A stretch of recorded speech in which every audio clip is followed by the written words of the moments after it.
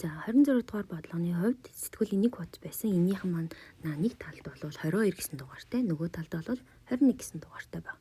Тэгвэл сэтгүүл хэдэн нүртэй вэ гэж асуусан.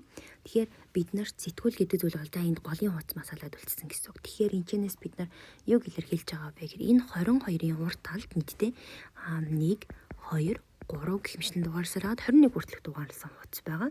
Тэгэхээр 22 71-тэй нийлж нэг хуудсыг үүсгэж байгаа юм бол одоо 21 гэдэг нүүртэй хэд гэсэн тоо дараагийн хуудас үүсгэхээр 72 гэдэг тоо үүсгэнэ гэсэн. За 20 гэдэг хэрвээ тоо байлаа гэхэд 20-тай бид 73 гэдэг дугаарласан хуудас үүснэ гэсэн. Тэгэхээр бид нарт 1 гэдэгтэй нийлээд хэдэн хуудас үүсэх вэ гэдэг асуудал гарч ирнэ. Тэгэхээр бид нар энэ дээрээ 71 дээрээ 21-ийг нэмнэ. Тэгэхээр энэ бол 92 гарч ирнэ. Тэгэхээр нэгтэй яг ингээд эсрэг зэрэгцээ байрлаж байгаа хуудас бол 92 гэдэг дугаараар дугаарласан байна гэсэн. Тэгэхээр хуудас болвол өөрөө 92 сэтгүүл маань 92 нүртэй буюу В хариулт байна гэсэн үг.